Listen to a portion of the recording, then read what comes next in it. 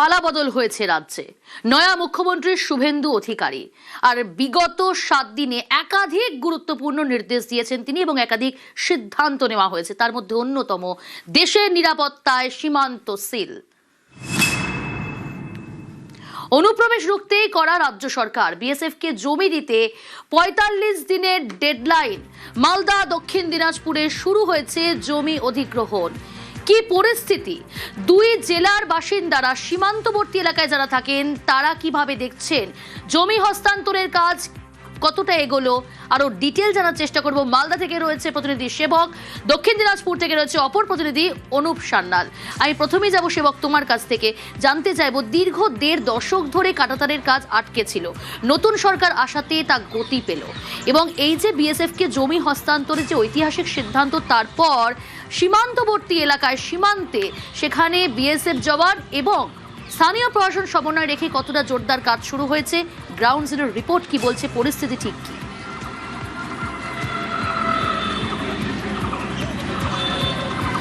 একদমই, দেখো, আমরা যেটা জানি যে মালদা জেলাতে সব মিলিয়ে 172 কিলোমিটার সীমান্ত, আর তার মধ্যে 33.3 কিলোমিটার যে এলাকা উন্মুক্ত সীমান্ত, এর মধ্যে বেশিরভাগই স্থল সীমান্ত। আর এই 33 কিলোমিটারের বাইরে আরও 3 কিলোমিটার রয়েছে যেটা রিভার বাউন্ডারি। এই এলাকাগুলি দিয়ে অনুপ্রবেশ চলতো। জানো যে মালদা জাল নোট পাচারের জন্য কিন্তু বারবার শিরোনামে এসেছে, সেক্ষেত্রে জাল নোট পাচারের একটা বড় করিডোর ছিল এই উন্মুক্ত সীমান্ত। এর পাশাপাশি কফ সিরাপ, মাদক পাচার, একই সঙ্গে গ্রামের এলাকার মানুষজনের ফলানো ফসল লুট, এই ধরনের ঘটনাগুলি, অনুপ্রবেশ, এইগুলি প্রতিদিনই কিন্তু প্রায় সীমান্তে দেখতে পেতেন মানুষজন। এবং অনেকে যেটা বলছেন গ্রামের মানুষ, যে তারা দু চোখের পাতা শান্তিতে রাতে যে এক করে ঘুমাবেন, সেটা অনেক সময় সম্ভব হতো না। কারণ একটু বৃষ্টি নামলে বা বেশি রাতে সেখানে কিন্তু দুষ্কৃতীদের আনাগোনা থাকতো এবং বাংলাদেশি দুষ্কৃতী তারা কিন্তু সশস্ত্র থাকতেন। ফলে অনেক ক্ষেত্রে জেনে বুঝেও তারা বাধা দিতে পারতেন না, কারণ নিরাপত্তার অভাবটা তাদের মধ্যে কিন্তু যথেষ্ট ছিল। এই পরিস্থিতিতে মুখ্যমন্ত্রী যখন 45 দিনের ডেডলাইন বেঁধে দিয়েছে, সেখানে মালদা জেলা প্রশাসন অন্তত 30 দিনের মধ্যে ফিল্ড লেভেলের যে কাজ, সেই কাজ গুটিয়ে আনতে চাইছে। মালদার হবিবপুর এমন একটি ব্লক যেখানে জেলা 33 কিলোমিটারের মধ্যে 29.3 কিলোমিটার কাঁটাতারবিহীন এলাকা শুধু হবিবপুর ব্লকেই। এখানে 12টি টিম গঠন করা হয়েছে। সেই টিমগুলিতে জেলার বিভিন্ন ব্লক থেকে ভূমি রাজস্ব আধিকারিকদের, কর্মীদেরকে আনা হয়েছে। তারা মাপজোক শুরু করেছেন এবং কোন জমি, কোন কৃষকের কতটা জমি পড়ছে, সেখানে সরকারি ভ্যালুয়েশন কি রয়েছে, এগুলি কিন্তু নির্দিষ্ট করা হচ্ছে। তথ্য যাচাইয়ের প্রক্রিয়া চলছে। আর দেখছি আমরা কৃষকরা যারা এখানকার জমি বহু ফসলি, তারা বছরে 2-3বার ফসল পেতেন, তারা স্বেচ্ছায় জমি দিতে আসছেন। এ তো গেল জমি অধিগ্রহণের কাজ।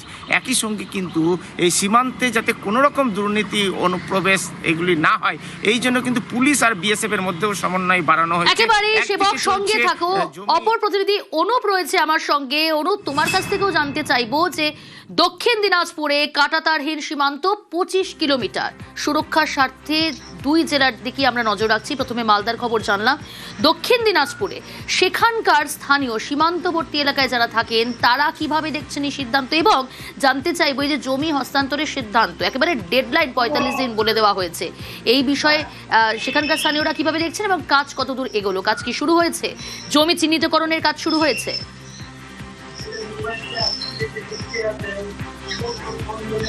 দেখো, একদমই প্রিয়াঙ্কা, দেখো দক্ষিণ দিনাজপুর জেলাতে 25 কিলোমিটার এখনো পর্যন্ত কিন্তু উন্মুক্ত রয়েছে সীমান্ত এলাকা। এই সীমান্ত এলাকাতে বিএসএফ এতদিন পর্যন্ত বাঁশ এবং তার পেঁচিয়ে সেই এলাকাগুলোকে আটকে রেখেছিল। এই যে সরকারি নির্দেশিকা, এরপরে কিন্তু তৎপরতা শুরু হয়েছে। দক্ষিণ দিনাজপুর জেলার হিলি সীমান্ত, যেখানে মূলত বেশিরভাগ এলাকায় এখনো পর্যন্ত উন্মুক্ত রয়েছে, সেই এলাকাতে কিন্তু প্রশাসনের তরফ থেকে ক্যাম্প করে প্রায় 16টি ক্যাম্প করা হবে, সেই নির্দেশিকা জারি করা হয়েছে। যেখানে জমি দাতার যারা, তারা এনওসি তারা জমা দিবেন। তাই সেই নিরিখে এলাকায় কিন্তু মাইক দিয়ে প্রচার করা হচ্ছে, কোথায় কবে ক্যাম্প হবে সেই নিয়েও কিন্তু প্রচার শুরু হয়েছে। 18 তারিখ থেকে সেই ক্যাম্প, মানে আগামী কাল থেকে কিন্তু সেই ক্যাম্প শুরু হতে চলেছে দক্ষিণ দিনাজপুরের হিলি সীমান্তে। সীমান্ত এলাকার মানুষ যারা রয়েছেন, যারা একদম 0 পয়েন্টের এলাকায় থাকেন, তারা কিন্তু চাইছে যে এই যে নিরাপত্তার স্বার্থে যে জমি অধিগ্রহণ, তারা কিন্তু স্বেচ্ছায় জমি দিতে রাজি রয়েছেন। তারা জানাচ্ছেন যে আমরা জমি যতটুকু প্রয়োজন আমরা জমি দেব, কারণ তাদের সুরক্ষা সুরক্ষার প্রয়োজন আছে, কারণ যে অবস্থায় তারা এতদিন একেবারে পর্যন্ত সুরক্ষার বসবাস করে স্বার্থে, আসছে। দেশের সুরক্ষার স্বার্থে তারা তাদের নিজের জমি দান করতে ইচ্ছুক। বেশ, 2 জেলার খবর তুলে ধরলাম।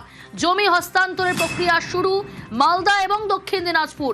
45 দিন ডেডলাইন দিয়ে দেওয়া হয়েছে এবং সেই 45 দিনের মধ্যেই জমি হস্তান্তরের কাজ শেষ করার নির্দেশ মুখ্যমন্ত্রী শুভেন্দু অধিকারীর। অনুপ্রবেশ রুখতেই করা রাজ্য সরকার। দক্ষিণ দিনাজপুর এবং মালদায় শুরু জমি অধিগ্রহণের কাজ। কাঁটাতার বসাতে জমি হস্তান্তর করা হবে বিএসএফ কে। আমাদের দেশের সুরক্ষার প্রশ্ন, পশ্চিমবঙ্গের সুরক্ষার প্রশ্ন এবং যেভাবে জনবিন্যাস বদলে গেছে, আজকে আমরা প্রথম দিনই কেন্দ্রীয় স্বরাষ্ট্র দপ্তর তথা বিএসএফ এর সীমান্ত সুরক্ষিত করার জন্য জমি ট্রান্সফার প্রক্রিয়া আমরা আজকে অনুমোদন দিলাম। ভূমি ও রাজস্ব সচিব তাকে এবং মুখ্য সচিবকে দায়িত্ব দেওয়া হলো 45 দিনের মধ্যে বিএসএফ এর প্রয়োজনীয় জমি হস্তান্তর সম্পূর্ণ করতে হবে। ভারতের পূর্বে বাংলাদেশ, দুদেশের মধ্যে 4142 কিলোমিটার 271 মিটার সীমান্ত। এর মধ্যে পশ্চিমবঙ্গ এবং বাংলাদেশের সীমান্ত 2211 কিলোমিটার 847 মিটার। এর মধ্যে 600 কিলোমিটারে কাঁটাতার নেই।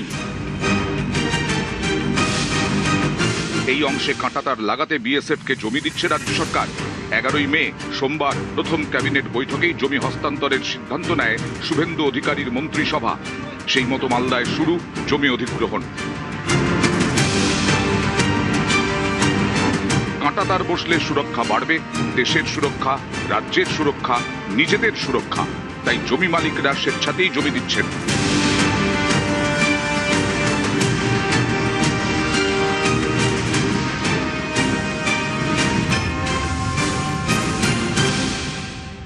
জমির কাগজপত্র জমা দিতেছি, বর্ডারে কাঁটাতারের বেড়া হবে তার জন্য। আমাদের 4 ভাই মিলে শত কাঁটাতার ধোয়ার জন্য অনেক খুশি। আমরা সুরক্ষা থাকবো, বাংলাদেশ থেকে কোনো লোক এসে অত্যাচার চালাতে পারবে না। তার জন্য রাতের অন্ধকার এসে গরু টরু চুরি করে নিজে মানুষজনকে কাটতো। মানে আমরা খুশি হয়েছি। সন্ধ্যা হলেই ওপার থেকে কিছু দুষ্কৃতীরা এখানে চলে আসতেন। এই ফেন্সে হওয়াতে সব থেকে এই এরিয়ার লোক এত খুশি হবেন। মালদায় ভারত বাংলাদেশের সীমান্ত 172 কিলোমিটার। এর মধ্যে 33 কিলোমিটারে কাঁটাতার নেই।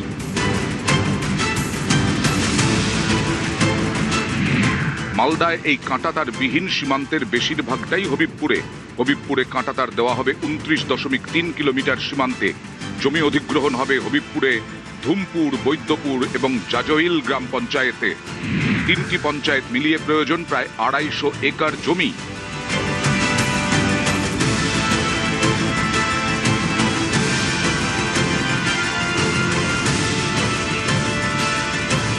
শনিবার থেকে সেই জমি অধিগ্রহণের কাজ শুরু।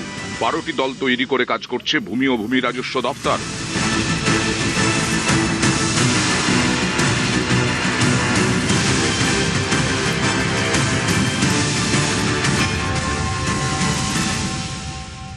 যে 29.3 কিলোমিটার আনফেন্সড এরিয়া আছে, সেটা ডিমার্কেশনের কাজ চলছে। সবাই মিলে ওয়ার ফুটেজ আমরা কাজ করছি। আমরা প্রায় 12টা টিম নামিয়েছি। টিমরা সকাল থেকে সন্ধ্যে পর্যন্ত কাজ করছে যুদ্ধকালীন তৎপরতায়। বিএসএফ সঙ্গে মিটিং করেছি। মিটিংতে আমাদের ল্যান্ড ডিপার্টমেন্টের অফিসাররাও ছিলেন। কিভাবে আমরা আমাদের পেন্ডিং ল্যান্ডস ইস্যুকে শেষ করব এন্ড পুরোপুরি ল্যান্ডটাকে আমরা বিএসএফ কে ট্রান্সফার করে দেব। আমরা এটা 45 ডেজ মধ্যে শেষ করে নেব।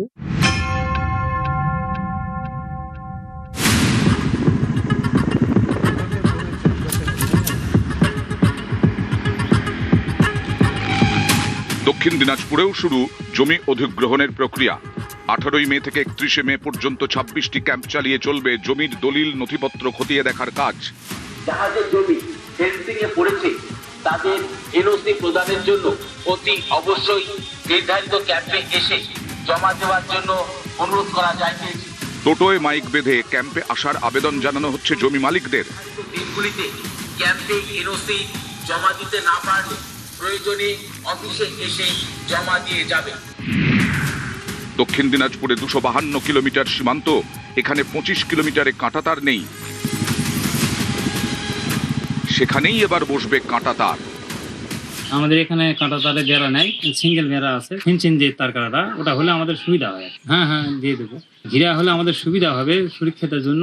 যদি জমির প্রয়োজন হয় আপনারা কি জমি দিবেন? হ্যাঁ দিব, কিন্তু এটা দেশের সুরক্ষার জন্য। দেশের সুরক্ষা মানে আমার ঘরের সুরক্ষা, দেশ মানে আমার ঘর। অনেক সময় আমাদের মানে যে ফসল টসল ধান টান আমরা যে সমস্ত মানে আবাদ করি, জোর জলম অবস্থায় ওরা মানে ফসল টসল নিয়ে যায়। ফেন্সিং হলে সুবিধা, জমি দিতে আমার কোনো অসুবিধা নেই। মালদা থেকে সেবক দেব শর্মা এবং লিপেশ লালা ও দক্ষিণ দিনাজপুর থেকে অনুপ সান্যাল, নিউজ 18 বাংলা।